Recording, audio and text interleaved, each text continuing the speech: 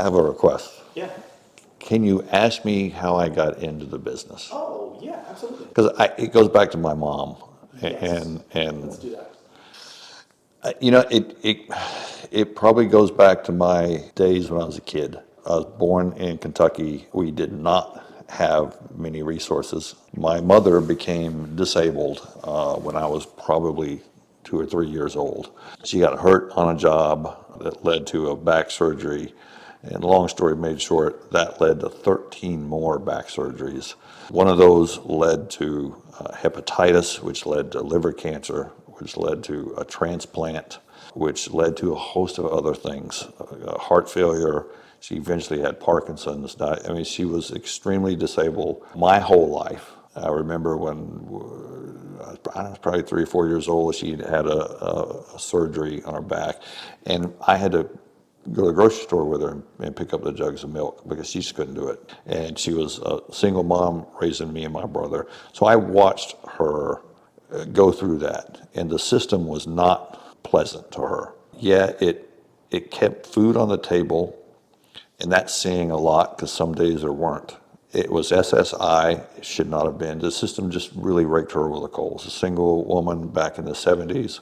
So that's what I saw growing up. And I watched, and she was still the greatest mom ever. She kept me true and straight, but I knew I wasn't going to be a burden to her watching her sacrifice everything for me and my brother. So that's one of the reasons I joined the Marines. It's also one of the reasons I've tried hard to be good at what's been put in front of me. I look to her for strength. I think I owe it to her. And I wanted her to be proud of her work. And, you know, I wanted her to be proud of me. Well, you know, I'm from a small town in Kentucky. It wasn't much to do. We didn't grow up with a lot. You know, I wrestled since I was probably in second grade, and I just liked everything that the Marine Corps was about, being the hardest branch of service, you know, and I just, by the time I became a senior in high school, I just knew that the Marines, you know, was something I wanted to take a shot at. So I graduated high school on a Wednesday. The following Wednesday, I was on the Yellow Footprints at 17 years old. So. Jeez, that was fast. Yeah, I was in the Marines for about 11 years. I was a CH-46 helicopter crew chief. I joined in 1987 and got out in 1998. Served in the first Gulf War, went back a second time. Before that, I think in '89, I was in Panama on the whole Noriega issue. And then went to Somalia in '92. And so, you know, made my rounds pretty good. So when I got out of the Marine Corps, it was because, ironically, I got a spinal cord disease diagnosed that ended my flight career. And at first, I didn't know exactly what I wanted to do because I loved being a helicopter crew chief, and now I couldn't be one. So I had to find that thing I loved. Wasn't sure what it was going to be. Once I found this line of work, and I found it by going to someone for help with my own claim, that just long story made short, in a small world, I medevaced out of a minefield in the first Gulf War. And he introduced me to this line of work. And I knew there was no more decisions to be made. After the way I grew up and the way I got out of the military myself, and then what I was facing, helping veterans, that all the questions had been answered. And that was what I was going to pursue. And that's, you know, that's what's led to the day. That's a good story. Yeah. Yeah, I'm glad you made me ask that. That's a good story. Yeah, because, you know, and I walked into the DAV office, and there was a guy named Jeff sitting there, and I'm like, he had a Purple Heart hanging on his wall, and I'm like, how'd you get that Purple Heart? And he said, well, I kind of ran my Jeep into a minefield in the Gulf War. I'm like, really? I was in the Gulf War. And he goes, yeah, I was medevaced out by a helicopter. He told me where it was and when it was. I'm like, wait a minute, you medevaced from a Marine helicopter? He goes, yeah. I said, it looked like this. We showed him. I'm like, yeah, that was it. Well, where he was, I was the only Marine CH-46 doing medevacs in that area. That was the only one, and I was the only one that could have done it in that area, because I medevaced a lot of people on the front lines there, and I'm like, son of a bitch, that had to have been me. Because I knew right where, I hadn't been that long. He's like, son of a bitch, and so that's when, he's like, well, what are you doing? I'm like, I don't know. I'm going to apply for voc rehab and go to school, I guess. He goes, well, you should think about doing this line of work. And I was like, that's awesome. I'll do it. So with his help, I put in my application to DAV headquarters, and they flew me to DC and interviewed me and hired me. That's incredible. That's so cool. So he and I had an inside joke about that story for the whole time. Yeah, Whole time he and I both worked at DAV together. that's super cool. So. Man, this video is gonna be great. So I got my start in this business through the DAV. I was a national service officer. They hired me in '98, and I started in the Louisville office, made my way up to assistant supervisor. I don't remember what year exactly, but I ended up taking over my own office as a supervisor in New Orleans. So I ran that for a couple of years before I went up to Milwaukee. I was a supervisor for that office for a while. And then from there, I got invited by DAV to go practice at the Court of Appeals for Veterans Claims in their Judicial Appeals Office. Now that was probably one of the highlights of my career in DAV. It allowed me as a non-attorney to practice in the federal court against VA's attorneys.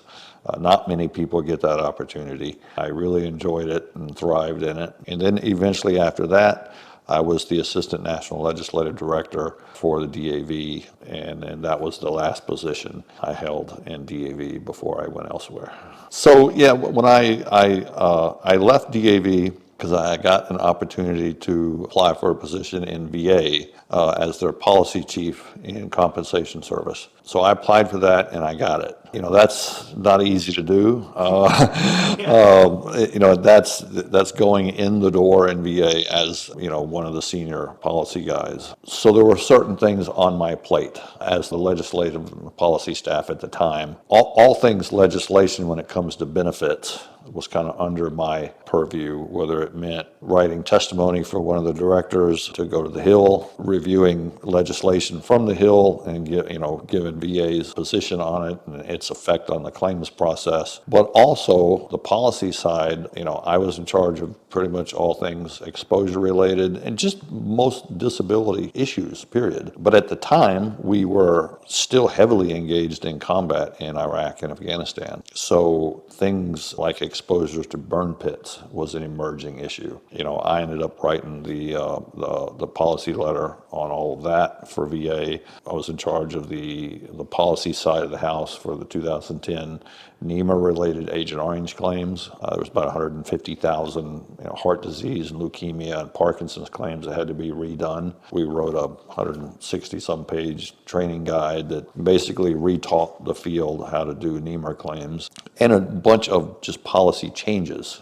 For example, and most people would never know this stuff. At the time, it was taking VA about 2 years just to get an initial claim done. And they had a goal of 120 days, which they were never going to meet because it was taking 6 months or more just to get to the first phase of a claim back then. And everybody from every position in VA would look at this and it was having trouble figuring out how to get this thing down to a controllable level without hurting veterans' benefits. Yeah. Okay, that was a big challenge. You had to have a pretty deep knowledge of the rules of what governs the process of a disability claim in order to know what you could change without hurting vets, and could you change it in a way that was good for vets and good for VA. It would allow them to do the job a little bit more efficiently. And I'll just give you one example. For years, the VC, something called VCAA, the Veterans Claims Assistance Act of 2001,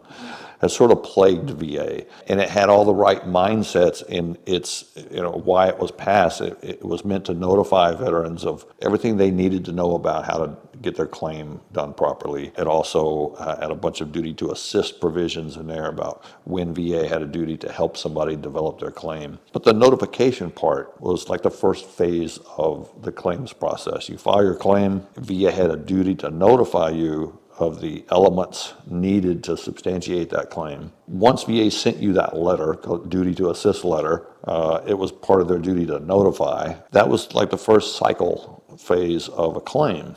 Well, it was taking VA 6 months to get to that, and development hadn't even started. Some places were taking more than 6 months just to get to starting development, because that letter was the kickoff. It's like, well, if you can't get that phase down to something controllable, you're never going to be able to meet your ultimate goal of to 120 days in a claim if you're taking 180 days to get to phase one. So we looked at all the rules in the statute and the legislative history on everything that governed VA's duty to notify. I thought, if we could get Congress to allow VA to deliver that notification in the most efficient way for veterans and for VA, it can make a huge difference. And that whole process did nothing but frustrate veterans. Okay, as being in the field and being a veteran myself, it was easy for me to understand when you get the same letter 4 or 5 times, asking for the same material, and it's now a year into the claim or 6 months into the claim, and you're throwing your hands up going, I don't know what else they want. All VA was trying to do was cover their butt on the notification aspect to satisfy court decisions and this and that. But it was a mess. Surely it's something that Congress would allow VA to do if we could convince them that it was good for veterans and good for VA, and can we find a savings from it? How many letters go out? How many VCA letters go out? Hundreds, millions of them. We figured out if we could stop VCA letters, we could save $100 million in paper alone. So I thought, well, what if we delivered it electronically when a veteran files a claim? Just hit a button and they have an email or they have some kind of account and just deliver it to them automatically. Or better, what if we put it on a form? What if we put it on, because does it have to be claim specific? Or, if you're filing a claim for service connection, you need the same kind of things if it's a direct service connection claim, from one claim to the next. So it doesn't really have to be specific. The VCA letters that went to veterans, they weren't specific. So we were able to come to the conclusion that we can make these generic for every type of claim and put it on a form and say, if you're filing a direct service connection claim, this is kind of what you need. If you're filing a secondary claim, this is what you need. If you're filing a claim based on aggravation, this is what you need. And it ended up being on a form. The day VA got that form, the VCA notice was attached to it. You jump straight into development. You haven't only shortened that first 6 months, you've eliminated it. And you've stopped all these repeated letters to veterans. So it wasn't that difficult once you looked at it in that kind of light. And so we were able to accomplish those things. And my position at the time allowed me to work with people on the Hill, allowed me to write legislative proposals from VA, allowed me to do the policy issues inside VA. And it's just one of those things that worked out pretty good. And VA now has about an average time frame of 120 days. And if you ask most employees, they couldn't tell you how they got there. Yeah, well, that kind of goes back to my days in DAV when the burn pits. I don't want to sound arrogant, but I'm sort of the OG on burn pits. So we got pictures and information on these burn pits from a USO show in Balad, and I saw this ginormous smokestack, 2 of them, behind this set of bleachers that they were doing this USO show. I'm like, what? Did somebody attack these guys while they were having a USO show? Come to find out, these were burn pits. We've realized, it took a little bit of digging, but we realized these things were huge pits. The one in Balad at the time was 20 acres. It burned 365 days a year, 24 hours a day.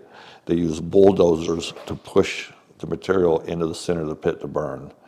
And they were inside the wire and 100 yards where people were sleeping. And the smokestack, the pictures I saw looked like a city block was on fire.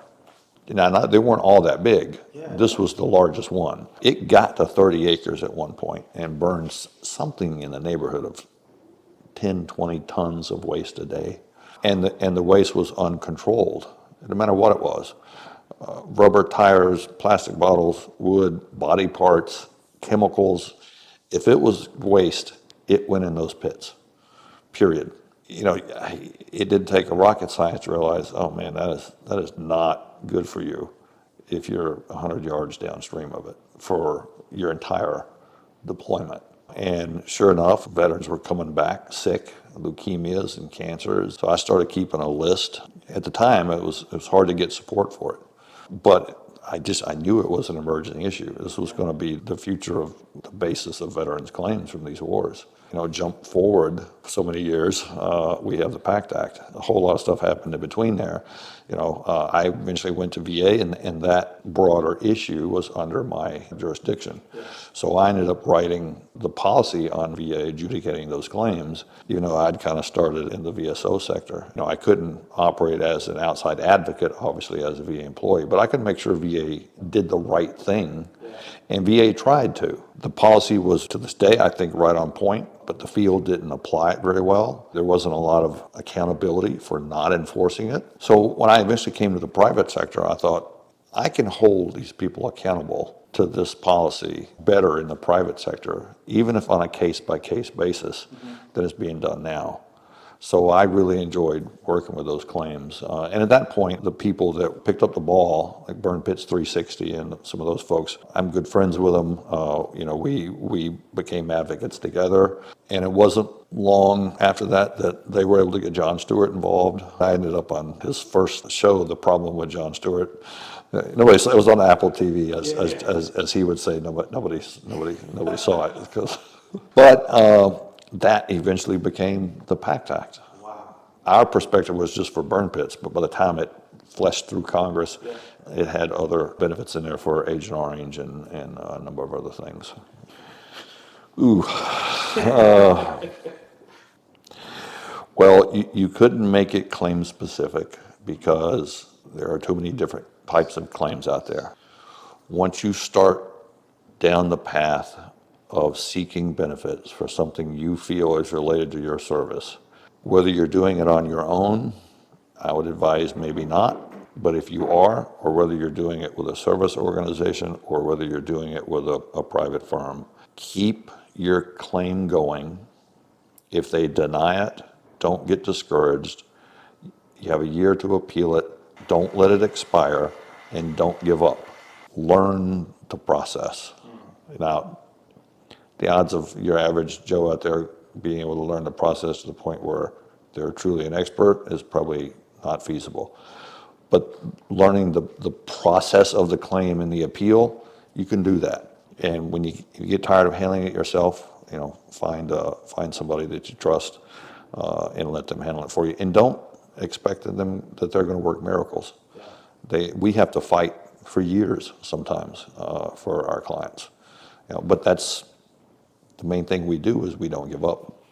We keep fighting until we either win the case or we know we can't.